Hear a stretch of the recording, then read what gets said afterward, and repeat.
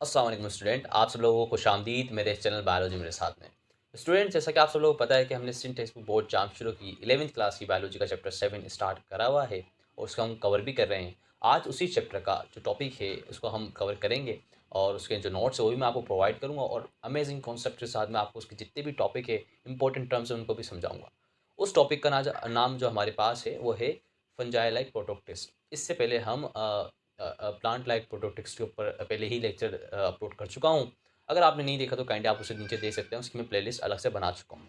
तो बिना कोई टाइम ज़ाया कि हम शुरू करते हैं हमारा लेक्चर। जैसे कि मैंने आपको बताया प्लांट लाइक प्रोटोटिक्स है, तो प्लांट लाइक प्रोटोटिक्स को हम शुरू करते हैं।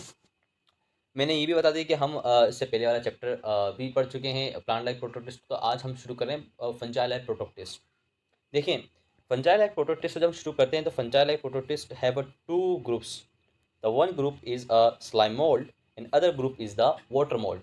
समझ रहे हैं? इसमें दो ग्रुप होते हैं। एक होता है हमारे पास कौन सा ग्रुप, स्लाइम मोल्ड का, और दूसरा होता है इसमें हमारे पास वाटर मोल्ड का, जिसको हम ओमाइसीट्स भी कहते हैं। ओमाइसीट्स क्यों कहते हैं ये भी मैं आपको हमारे आगे आने वाली स्लाइड्स में मैं आपको समझाऊंगा कि क्यों कहते हैं इसे। देखिए, यहाँ तक आप मेरे साथ बने रहिए ताकि आपको लेक्चर अच्छा लगे एक्चुअली, क्योंकि मैं जितनी मेहनत है सब आपके लिए। सबसे पहली चीज़ है आप सब लोग, सारी चीज़ें सेकेंडरी हैं। इसके बाद एक चीज़ होती है कि यार हमने इसको फंजाई लाइक कहते क्यों है। समझते ना कि इसको फंजाई लाइक ही क्यों कह रहे हैं। उस चीज़ को हम कहते हैं सुपरफिशियल रिजेंबलेंस। क्या है रिजेंबलेंस? हम फ़र्क को कहते हैं सुपरफिशियल से मुराद बस एक ऐसा फ़र्क जिसकी वजह से हम इसको कंपेयर कर रहे हैं फंजाई से। वो फ़र्क होता है इसका माइसेलियम।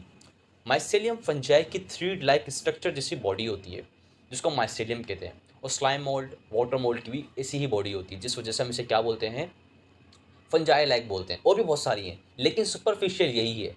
अगर आपसे पूछे क्यों बोलते हैं तो आपने बताना ही है कि इसको इसलिए कहते हैं कि भाई ये इसकी जो करेक्टरिस्टिक्स है ना वो है किसकी तरह, माइथेलियम की तरह, जो कि एक्चुअली स्ट्रक्चरल बॉडी होती है किसकी, फंजाई की। ये बात आपको हमेशा क्लियर रखनी है और ये एमसीक्यूज भी आ सकता है आपके पास एग्जाम्स के अंदर। So this is the your point which I tell you. तो इसके अलावा जो हमारे पास तीसरा पॉइंट है वो कहता है कि इनके पास होता है सेंट्रियोल भी होता है, जो कि यूकेरियोट्स के पास होता है। सेल वॉल भी होती है, और इनके पास सेल वॉल होती है बनी हुई किससे होती है, सेलुलोज से बनी हुई होती है। किससे बनी हुई होती है? सेलुलोज से बनी हुई होती है। तो मेरा पेन से चल नहीं रहा लेकिन मैं आपको बता रहा हूँ किससे बनी हुई होती है, सेलुलोज से बनी हुई होती है। दे आर हेट्रोट्रॉफिक एब्जॉर्प्टिव, ये word, they are heterotrophic absorptive feeders. यानी कि इसका मतलब ये है कि ये अपना जो डाइट है, ये फीड जो करते हैं, ये हेट्रोट्रॉफिक है। और एब्जॉर्प्टिव, एब्जॉर्ब कैसे करते हैं मैं आपको आगे बताऊंगा। इनके पास एक स्ट्रक्चर होता है जिसके थ्रू ये एब्जॉर्प्शन करते हैं। वो स्ट्रक्चर जानना है तो भाई आप लास्ट तक बने रहिए। ये आपकी बुक से मैंने सारे टॉपिक निकाले हैं जो कि इस साल न्यू आई है। समझ रहे हैं? ये बात भी आपके लिए इंटरेस्टिंग सी होनी चाहिए। They are reproduce by spores, they are reproduce by spores, जो कि एक्चुअली फंजाई की ही कैरेक्टरिस्टिक्स है। समझ रहे हैं ना आप बात। इसकी हम रिप्रोडक्शन को भी हम समझेंगे आगे। तो अब हम शुरू करते हैं एक एक करके। सबसे पहले हम डिस्कस करेंगे स्लाइम मोल्ड को, उसके बाद हम डिस्कस किसको करेंगे, वाटर मोल्ड को। वाटर मोल्ड को आपकी बुक ने ज़्यादा डिस्क्राइब किया है, इस वजह से हमने उसी हिसाब से आपके लिए स्लाइड बनाई है, तो वो भी मैं आपको बताऊँगा। तो चलिए कोई बिना टाइम लगाए कि हम आगे बढ़ते हैं। इसमें बताता है कि जो स्लाइम मोल्ड है, आपको डायग्राम दिख रही है बहुत अच्छी सी। इस डायग्राम में आप जो स्ट्रक्चर देख रहे हैं, this is actually slime mould. अब ये जिस चीज़ के ऊपर है वो चीज़ एक्चुअली डीड प्लांट है या डीड ट्री है एक्चुअली, आप उसे डीड भी कह सकते हैं। अब क्या होता है, जो स्लाइम मोल्ड होती है ना एक्चुअली, ये पैथोजेनिक तो नहीं होती, इनको हम कॉमन फंजाई बोलते हैं। इससे कोई हार्मफुल, ये कोई हार्मफुल नहीं है। इजीली कहीं पर भी आपको पाई जा सकती है जहाँ पे डेड ऑर्गेनिज्म या डेड मटेरियल, ऑर्गेनिक मटेरियल हो जो डिके कर रहा हो। डिके से मुराद कि वो डिके प्रोसेस होता है जो बैक्टीरिया करते हैं, यानी कि वो जो ऑर्गेनिक कंपोनेंट है वो कॉम्प्लेक्स एक्चुअली, वो सिंपल होके ब्रेक डाउन हो रहा है by the help of bacteria से। उसको हम अच्छे से आसान से अल्फाज में कहते हैं कि यार वो सड़ने वाला जो मटेरियल है ऑर्गेनिक, वो प्लांट भी हो सकता है, वो एनिमल भी हो सकता है, कोई सा भी ऐसा ऑर्गेनिक मटेरियल हो सकता है जो डिके कर रहा हो, ये उधर ग्रो कर जाती हैं। और थोड़ा सा उधर आपको नमी भी होनी चाहिए, वेट कंडीशन होनी चाहिए, थोड़ी सी गीला होना चाहिए, सीधी सी बात है, उधर आपको ग्रो होते हुए मिलेंगे। वैसे ये इंसानों को या प्लांट को कोई नुकसान नहीं पहुँचाता है। इनको हम अमोवाइड प्रोटोप्टिस्ट भी कहते हैं। क्या बोलते हैं इनको? हम अमोवाइड प्रोटोप्टिस्ट भी कहते हैं। सिंपल सी बात है, प्रोटोप्टिस्ट डिकेइंग। और ये ग्रो कहाँ पे करते हैं? Growing on organic material like dead plant leaves, यानी कि डेड प्लांट और लीव्स के ऊपर क्या करते हैं? ग्रो करते हैं। ये this is your important line. इसी तरीके से अगर हम अगली लाइन पे देखते हैं, ये जो लाइन ये बताती है कि क्रीपिंग मास होता है, creeping masses of living substance, यानी कि समझे सब्सटेंस है, उसकी कंसिस्टेंसी आप समझे कैसी होगी, सब्सटेंस की कंसिस्टेंसी होगी, एक वाइट होती है, एक वाइट होगी, उसका कलर आप क्या करते हैं? येलो कर दें। समझ रहे हैं? उस तरीके से इसकी फिजिकल अपीयरेंस भी होती है, उसकी एक वर्ड जैसे इसकी कंसिस्टेंसी भी होती है। इस वजह से हम इसे क्या बोलते हैं? लिविंग कंसिस्टेंसी भी बोल देते हैं। अब इसी तरीके से अगर हम इसका कोई सवाल हो तो ज़रूर पूछना कमेंट के अंदर, मैं इसका ज़रूर इसका आंसर भी करूँगा आपको। क्रीपिंग से मुराद होता है रेंगता हुआ। समझ रहे हैं आप। इसी तरीके से इसको they move the movement of this things is a giant amoeba. इसकी जो मूवमेंट होती है ऐसी होती है कि एक जाइंट अमेबा अमेबा हो, जैसे कि एक अमेबा की आपने मूवमेंट देखी होगी मूवीज़ में, कार्टून्स में। तो एक बड़ा सा अमेबा कर लें, उस टाइप की इसकी मूवमेंट होती है, ring type. On dead plants on dead plants और organic material on forest floor, यानी कि जंगल के फ्लोर के ऊपर ये डीड और प्लांट्स होते हैं, डीड लीव्स के ऊपर ये क्या कर रहा होता है, रेंग रहा होता है। इसकी एक और करेक्टरिस्टिक्स भी है, और ये वही क्या है कि इनके पास साइटोप्लाज्म होता है, बहुत बड़ा साइटोप्लाज्म होता है, और उस साइटोप्लाज्म में बहुत सारे न्यूक्लियाई होते हैं। न्यूक्लियस से मतलब प्लूरल ऑफ न्यूक्लियस, बहुत सारे क्या होते हैं, न्यूक्लियाई होते हैं। समझ रहे हैं, इस बात को भी आपने बड़े गौर से समझना पड़ेगा भाई। इसी तरीके से इधर बोलता है कि फूड वैक्यूल्स होते हैं, इनके साइटोप्लाज्म में क्या होते हैं, अनडाइजेस्टेड फूड होते हैं, पार्टिकल होते हैं, ये सारी चीज़ें पाई जाती हैं। इन लास्ट बहुत सारे लोगों को कन्फ्यूज होता है ये प्लाज्मोडियम क्या होता है। प्लाज्मोडियम एक्चुअली क्या होता है कि जब भी ये डेड ऑर्गेनिज्म का कि जब भी ये स्लाइम मोल्ड डेड ऑर्गेनिज्म पे ग्रो कर रही होती है, ज़ाहिर सी बात है इसको फीड करना, न्यूट्रिशन चाहिए। और वही फीडिंग मोड जिसमें ये आपको जेंट अमेबा जैसा लगता है, ये जेंट अमेबा जैसी जो अपीयरेंस होती है, उस अपीयरेंस को जब भी आती है, जब इसको क्या करनी होती है, फीडिंग करनी होती है। उस फीडिंग के दौरान इस स्ट्रक्चर को हम क्या बोलते हैं, स्लाइम मोल्ड के स्ट्रक्चर को हम बोलते हैं स्लाइम प्लाज्मोडियम। क्या बोलते हैं, प्लाज्मोडियम। मैंने इधर सेंटेंस भी लिखा है, नोट भी लिखा है आपके लिए। इधर कहता है कि the moving and feeding stage of slime mould is called Plasmodium. इस लाइन को आप याद रखेंगे तो आपको प्लाज्मोडियम का कॉन्सेप्ट समझ में आ जाएगा कि एक्चुअली प्लाज्मोडियम होता क्या है। इसी तरीके से तो एक और बात इसमें ज़रूर कहनी है कि मुझे कि ये जो होते हैं ना, सिंगल सेल्ड होते हैं, लेकिन बहुत सारी क्या होते हैं, इनके पास न्यूक्लियस होते हैं। सिंगल सेल्ड होते हैं और उनके पास क्या होते हैं, बहुत सारे न्यूक्लियस होते हैं। इस बात को आपने हमेशा अपने दिमाग में बिठा के रखना है कि इनमें फ़र्क क्या है। इनमें फ़र्क ये है कि बहुत सारे न्यूक्लियाई होते हैं इनके पास, इस वजह से इनको प्रोटोप्टिस में रखा। और मैंने आपको पहले लेक्चर में बताया था, जो इंट्रोडक्टरी लेक्चर था, वो ये था कि इसमें बताया था कि इसमें वो सारी स्पीशीज़ ऐसे ऑर्गेनिज्म हैं जो कि बिल्कुल ही स्ट्रेंच थे, जिनको हम दूसरे किंगडम में नहीं डाल सकते थे, प्लांट में नहीं डाल सकते, फंजाई में नहीं डाल सकते थे, एनिमल्स में नहीं डाल सकते थे। इस वजह के लिए हमने किंगडम ऑफ एक्सक्लूजन बना दिया, यानी कि हमने इसमें वो सारी चीज़ें डाल दी जो बाकियों से नहीं मिलती। तो ये बात आपको ज़रूर याद रखनी, इसलिए this organism is a very strange from others. ये बात अब हमारी क्लियर हो गई कि भाई ये स्लाइम मोल्ड है क्या। तो एक्चुअली ये इजीली ग्रो भी कर जाते हैं, तो इस वजह से कॉमन भी है। अब हमारे आगे बढ़ते हैं, आगे वाली स्लाइड में हमें कहता है कि एक्चुअली जो स्लाइम मोल्ड है इसकी लाइफ साइकिल बता रहा है। आपने लाइफ साइकिल में देखना है कि जब भी क्या होता है कि जब प्लाज्मोडियम है, मैंने बताया प्लाज्मोडियम फीडिंग मोड होता है, feeding and moving mode of slime mould होता है। जब भी न्यूट्रिशन कम हो जाते हैं, न्यूट्रिएंट्स कम हो जाते हैं, तो ये एक स्ट्रक्चर बनाते हैं। जो फैला हुआ सा स्ट्रक्चर होता है प्लाज्मोडियम का, ये सब क्या करता है, कॉन्स्ट्रिक्ट करता है। जब ये कॉन्स्ट्रिक्ट करता है तो एक स्ट्रक्चर बनाता है। अब ये इधर से अपनी रिप्रोडक्शन स्टार्ट कर रहा है, इसको पता चलेगा कि भाई न्यूट्रिशन कम है, अब मेरे को आगे भी जाना है। अब फास्ट ही आगे कब जाएगा, जब ये स्पोर्स बन के डिस्पर्स होगा हवा के जरिए दूर दूर तक। समझ रहे हैं बात। अभी मैं आपको वापस इधर लेकर आ रहा हूँ कि होता क्या है, जब न्यूट्रिशन कम होती है तो आप अपनी रिप्रोडक्शन स्टार्ट कर रहा है, और फिर एक स्ट्रक्चर बनाते हैं जिसको हम बोलते हैं यंग स्पोरेंजिया। क्या बोलते हैं इस स्ट्रक्चर को हम, यंग स्पोरेंजिया। यंग स्पोरेंजिया में स्पोरेंजिया स्पोर बियरिंग बॉडी होती है, क्या होती है, लेकिन वो यंग होती है क्योंकि वो अभी न्यू क्रिएट हुई है, अभी उसको मेच्योर होना है। मेच्योर कैसे होगी, जब वो मियोसिस करके स्पोर्स को जनरेट करेगी अपने अंदर। वो अभी डिस्पर्स नहीं करेगी, अभी जनरेट करेगी। जब वो जनरेट हो जाएंगे तो फिर अब उसको जनरेट होने के बाद वो क्या बन जाएगा, मेच्योर स्पोरेंजिया बन जाएगा। वो क्या है अभी हमारे पास, एक्चुअली क्या है हमारे पास, हैप्लॉइड है, मियोसिस कर रहा है। हमेशा मियोसिस वाली डिवीजन के अंदर जो भी स्पोर्ट बनते हैं वो हैप्लॉइड होते हैं। क्या होते हैं, हैप्लॉइड होते हैं। मियोसिस के अंदर सेल्स हैप्लॉइड होते हैं एक्चुअली। इस वजह से अब वो क्या करेगा, ब्रश करेगा, स्पोर्स अब डिस्पर्स होंगे इन्वायरमेंट के अंदर। वो जो स्पोर्स उनको हम क्या बोल देंगे, म्यू स्पोर्स बोल देंगे, क्योंकि वो क्या है, हैप्लॉइड है। हैप्लॉइड को हम एन से भी रिप्रेजेंट करते हैं, इस वजह से हमने क्या बोलते हैं, म्यू स्पोर, क्योंकि वो म्योसिस के जरिए बने। अब उनके पास दो रास्ते होते हैं प्लाज्मोडियम में जाने के लिए, स्लाइम मोल्ड बनने के अंदर। या तो वो एक अमेबा जैसी शेप का गैमेट बना लें, दो गैमेट होंगे, एक होगा अमेबा जैसे मेल गैमेट, एक फीमेल गैमेट। अब वो क्या करते हैं, और दूसरा होता है हमारे पास इसके अंदर जर्मिनेटिंग म्योस्पोर होता है, जर्मिनेटिंग। अब वही जो म्योस्पोर होता है जर्मिनेट करके क्या बना ले, एक फ्लैजिलेटेड गैमेट बना ले। क्या बना ले, फ्लैजिलेटेड, उसमें फ्लैजिला होगा। क्या बना ले, गैमेट बना ले, दो गैमेट होंगे, मेल एंड फीमेल गैमेट दोनों होंगे। अब जब वो साथ में ज्वाइन कर जाएंगे, अगर हमारे पास में अमेबा जैसा, इसको हम एक अलग कलर से बनाते हैं। अगर ये अमेबा जैसा एक गैमेट, दो गैमेट होंगे, जब ये साथ में कंबाइन करेंगे प्लाज्मा के थ्रू, अगर प्लाज्मा फ्यूज़ हो रहा हो एक साथ, तो उस प्रोसेस को हम बोलते हैं प्लाज्मोगेमी। क्या बोलते हैं, प्लाज्मोगेमी, कि उसमें क्या हो रहा है, साइटोप्लाज्म फ्यूज़ हो रहा है। जब साइटोप्लाज्म फ्यूज़ होगा तो ये प्रोसेस क्या हो जाएगा हमारे पास, प्लाज्मोगेमी। क्योंकि आप इसमें दो जो अमेबा थे वो फ्यूज़ हो गए, तो उसने क्या बना लिया, प्लाज्मोगेमी हो गया। तो अब उधर क्या हो गया, एक अमेबॉइड जाइगोट हो गया। इसी तरीके से जर्मिनेटिंग में जो बायोफ्लैजिलेटेड होते हैं हमारे पास गैमेट्स होते हैं, ये आपको दिख रहे हैं।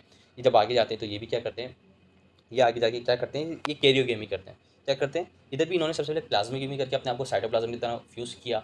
ज़ाहिर सी बात है दोनों के पास हैप्लॉइड हैप्लॉइड न्यूक्लियस थे। अब न्यूक्लियस भी फ्यूज़ होंगे, जब वो न्यूक्लियस फ्यूज़ होंगे उस प्रोसेस को बोलते हैं कैरियोगेमी। क्या बोलते हैं, कैरियोगेमी। इधर भी फ्यूज़ होंगे, इधर भी फ्यूज़ होंगे।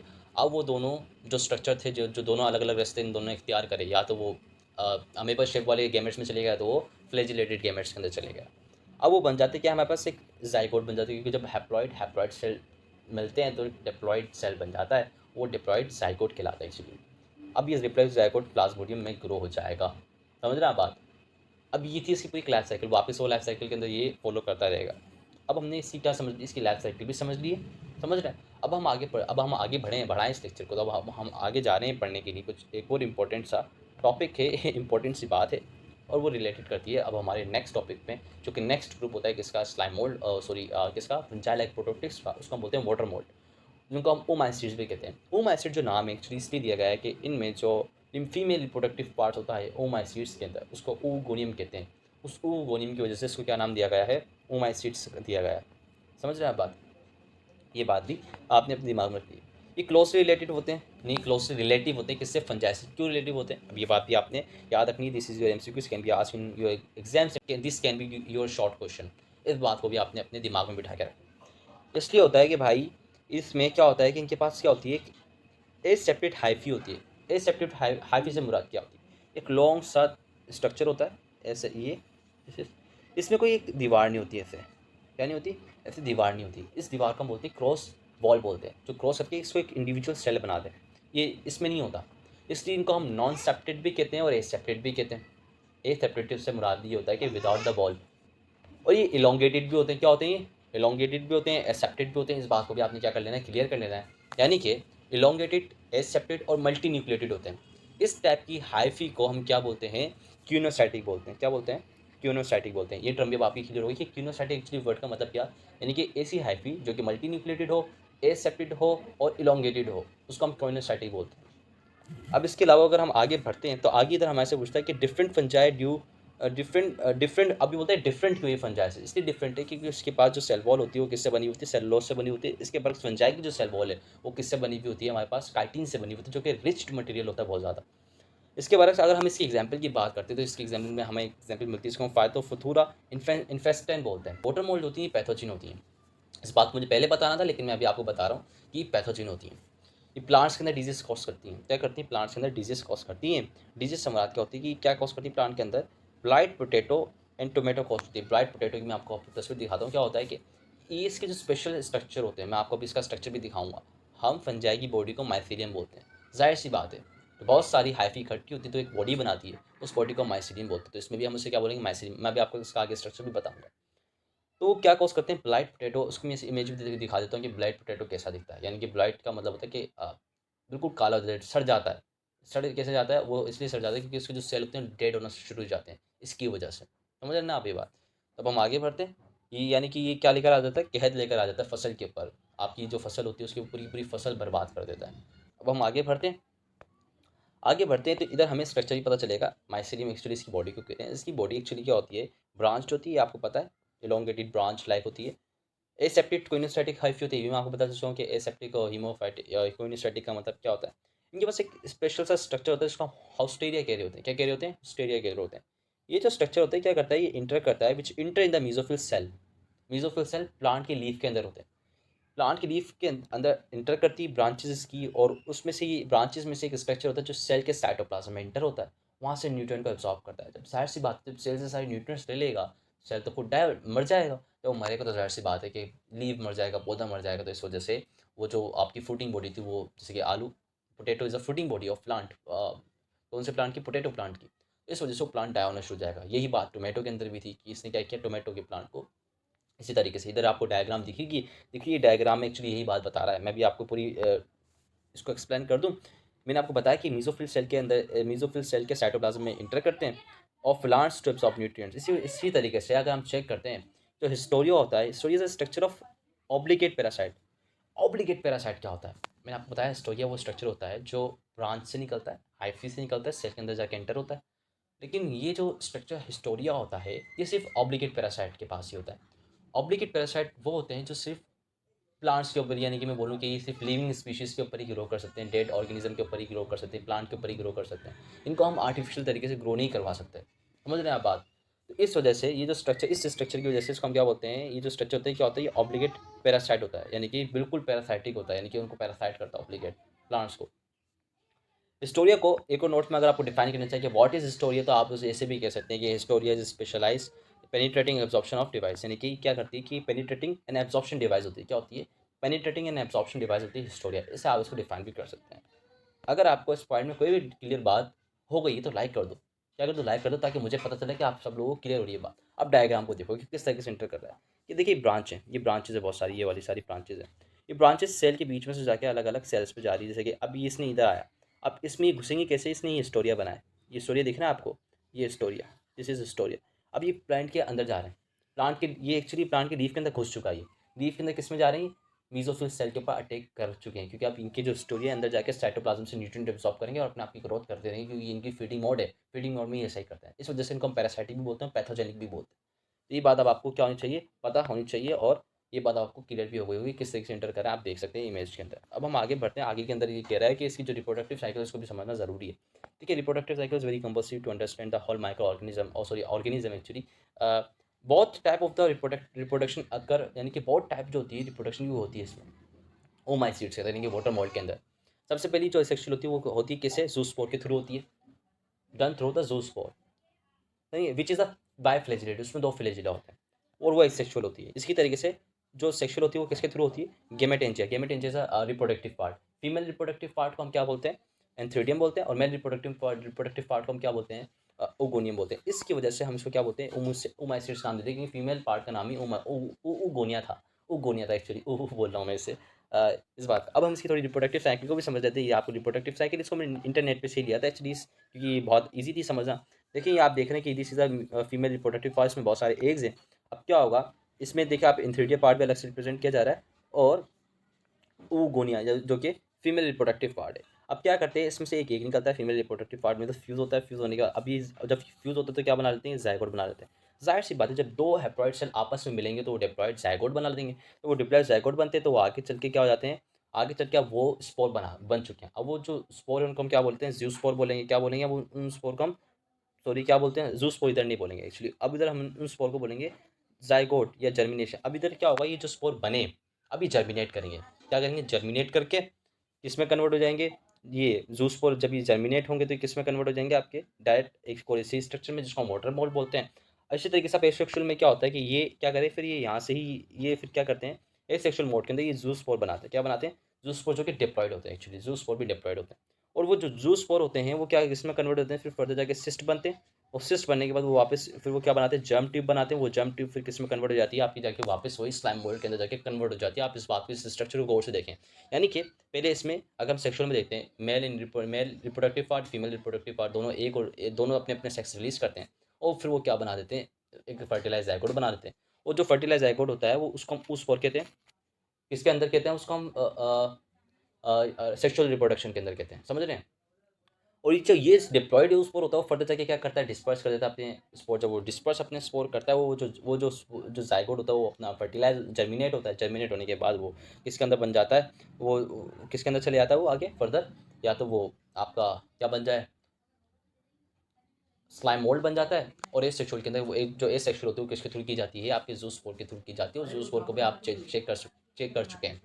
इसमें अब आपको कोई भी डाउट है तो आप मुझसे पूछे ज़रूर। मैं आपको इसका डाउट कोशिश करूँगा डाउट क्लियर कर दूँ, लेकिन मुझे नहीं लगता कि अब आपको इसमें कोई डाउट होगा। मैंने आपको इसमें पूरी बात को थ्रोली क्लियर किया कि किस तरीके से साइकिल चल रही है।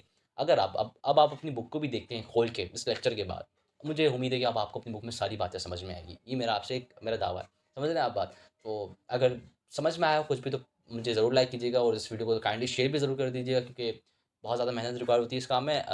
मिलते हैं हमारे अगले कुछ लेक्चर्स के अंदर। जब तक बने रहिए हमारे इस लेक्चर्स के साथ, पढ़ते रहिए, मोटिवेट रहिए। मिलते हैं हमारे अगले लेक्चर में। जब तक के लिए अल्लाह हाफ़िज़। मेरा नाम फैज़ान अली कुरैशी है।